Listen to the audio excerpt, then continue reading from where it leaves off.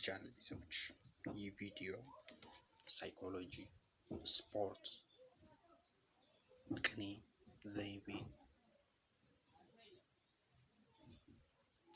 አስተማሪ ከባለ ታሪክ ትዝታዎች የሚል ፕሮግራም ከሰዎች ገጠመኝ ምን መሻሻል አለብን ነገሮችን የሚል የሚያስገርሙ ነገሮችን የሚያቀርበው ቢኒ ሚዲያ በሳል አስተሳሰብና በሳል ሀሳቦች የሚንሸራሸርበት ቪዲዮ ነው። ይህ ቪዲዮ ዋነኛ ዓላማው የሳይኮሎጂ እውነታዎችን ማወቅና ለህይወት ስንቅ የሚሆኑ ነገሮች በእውነት አለፍ ያለ የሚሉትን ነገሮች እያስጨበጠ የሚቀጥል ፕሮግራም ነው። ስለዚህ ይህንን ቪዲዮ ልብ ብላችሁ በትኩረት እንታደምጡት እፈልጋለሁ። ወደ ዛሬው ቪዲዮ ስገባ ስለ ንስር ማውራት ይንክል በጣም አስደናቂ ነው። ንስር በዓለም ላይ ካሉ አዕዋፋት ውስጥ የጥንካሬ፣ ነፃነት፣ ከፍተኛ እይታና ንቅናቄ ምልክት ተደርጎ የሚወስድ ድንቅ ፍጥረት ነው። ይህንን ቪዲዮ ለምን አመጣው ልትሉኝ ትችላላችሁ። እኛ ከንስር አንጻር ስንታይ ጥንካሬያችን ምን ያህል ነው? በህይወት ውስጥ ለሚያጋጥሙ ነገሮች ተስፋ እንቆርጥባቸዋለን ወይስ ከነዛ ውስጥ ዳክረን እንደምንም አፈር ልሰን የመነሳት ቁመና ላይ እንገኛለን? በህይወት ውስጥ ብዙ ጊዜ ስብዕናን መቀየር፣ ለአንድ ዓላማ መነሳት በጣም ወሳኝ ነው። በምናቅደው ነገር ላይ ሁሉ ነገር ይሳካል ማለት ሳይሆን ግን ለዛ ለተነሳንበት ነገር ሟች ልንሆን ይገባል። አንደኛ እንግዲህ አስደናቂ የተፈጥሮ ብቃቶች ሳይንቲፊክ ፋክቷ ንስር ምንድን ነው? የማየት ችሎታዋ፣ ቪዥኗ ከሰው አንጻር ሲታይ ከሰው ልጆች ጋር በአራት እጥፍ የበለጠ የማየት ደረጃ አላት። ይቺ አይን እንግዲህ ከሰው አቅም እንደነገርኳችሁ የበለጠ የማየት አይቆ ምን ያህል ነው? ከ3 እስከ 4 እጥፍ የማየት ብቃት አላት። በግልጽ ማየት ትችላለች። ሰው ልጅ አሁን እዚህ ጋር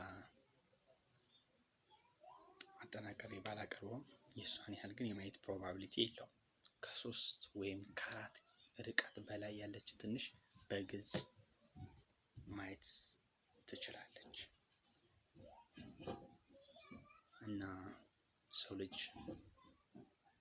አንዳንድ ጊዜ ከ2 ከ3 ከ4 ኪሎ ሜትር እንኳን በደንብ ለይቶ ላያቅ ይችላል አንድ ሰው እንደ ሰው ሁኔታ።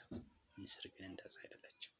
ከ3 ወይም ከ4 ኪሎ ርቀት በላይ ማየት ትችላለች። አውሎ ንፋስ አጠቃቀሟት ደግሞ አብዛኞቹ ወፎች ዝናብ ሲመጣ ምን ይሆናሉ? ይሸሻሉ፣ ይደበቃሉ። ንስር ግን ምን ታረግ ይሆናል? ይህን ቪዲዮ ሰብስክራይብ አድርጉ።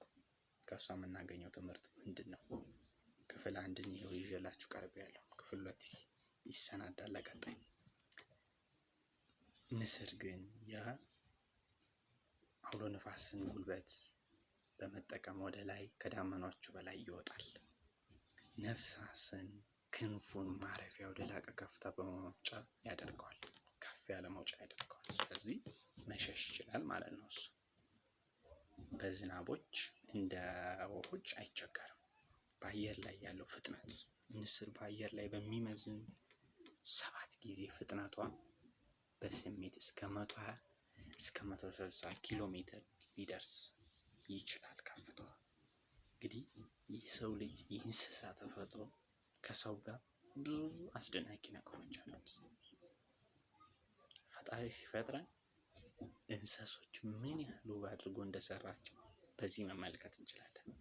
ሁሌም የንስር ታሪክ የሚገርመኝ 2 ከንስር ህይወት የሚወስዱ ትላልቅ የሳይኮሎጂ ትምህርቶችስ ምንድን ናቸው የሚሉትን ስናይ ይህ ቪዲዮ ለቪዲዮ እንዲመች አድርጌ አስቀምጨዋለሁ።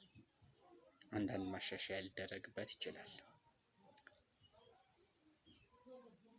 ላይ ትኩረት አለማጣት ዲዛየር ንስር አንድን ነገር ማዳን የሚፈልገውን እንስሳ ካየ ኢላማው ሙሉ በሙሉ እሷ ላይ ነው ያተኮረው። እኛም በህይወታችን ውስጥ እንቅፋት ሊያጠቁን ከሚፈልጉ ሰዎች እንዳንሻሻል ሊያደርጉልን ከሚችሉ ሙሉ በሙሉ ማን ነው ለህይወት የማይበጀኝ የሚለውን ነገሮች ልክ እንደነሰው እንክርዳዱን መለየት አለብን። ይሆኑኛል ብለን የምናስባቸው ሰዎች ነገን አሻግረን እንዳናይ የሚያደርጉን ሰዎች ከሆኑ በህይወታችን ማስወገዱ የተሻለ ነው ብለን መክረናቸው። መክረን የማይሆኑ ሰዎችን ያለማጽናት ያስፈልጋል። ለህይወት የሚበጅ ሰው ሊኖረን ይገባል። ስለዚህ ሙሉ ትኩረታችን ምንድነው? የማያስፈልገን ሰው ከህይወት ውስጥ ማስወገድ ነው። እንሸኛቸዋለን ማለት ነው። ሌላኛው ነገር በመንገዳችን ላይ ማተኮር ያለብን ምን ላይ ነው የሚለውን ስናስብ አላማችን ላይ ነው። በመንገድ ላይ የሚመጡ እንቅፋቶች ምንድን ናቸው? ሙሉ ለሙሉ ትኩረታችንን የሚሰርቁ ነገሮች ምንድን ናቸው? አሁን ለዓላማችን እንቅፋት ከሆነው ግንባር ቀደሙ የማህበራዊ ሚዲያ ነው። ማህበራዊ ሚዲያ የወደፊት ዓላማችንን ለበጎ የማንጠቀመው ከሆነ ያሳሳናል፣ ያመነምነናል። ፕላናችንን ወረቀት ላይ እንስራ። የግብ ያለው ሰው ነው። ቲክቶክን እያየን ብቻ ወሬ የምናፈላ ነው። አስተሳሰባችን በዛ ብቻ አይበረስ። ከአዋቂዎች ጋር እንዋል። ይህን ማድረግ በህይወታችን ውስጥ ለዓላማ እንድንገዛ ያደርገናል። ስለዚህ ዋነኛ የትምህርቱ መልእክት ሀሳቡ ምንድነው? እኛም በህይወታችን ውስጥ በትምህርታችን በስራችን ትልቅ ግብ ላይ ለመድረስ ከፈለግን በዙሪያችን ያለውን የሶሻል ሚዲያ ሚዛናዊ በሆኑ ነገሮች ላይ እንጠቀም። ጥሩ ውሳኔ እንዴት ማድረግ ይችላል የሚሉትን ነገሮች እንመርምር። ውድ የቻናሌ ቤተሰቦች ከንስር ጋር በተያያዘ ያቀረብኩላችሁ ክፍል 1 ይህንን ይመስላል። በክፍል 2 ቀጣይ እስክንገናኝ ቻው። የቪዲዮ ከተመቻችሁ ላይክ፣ ሰብስክራይብ አድርጉት። ይህ በቋሚነት የሚቀርበው ቢኒ ሚዲያ ነው። ወዳችኋለሁ። ቻው።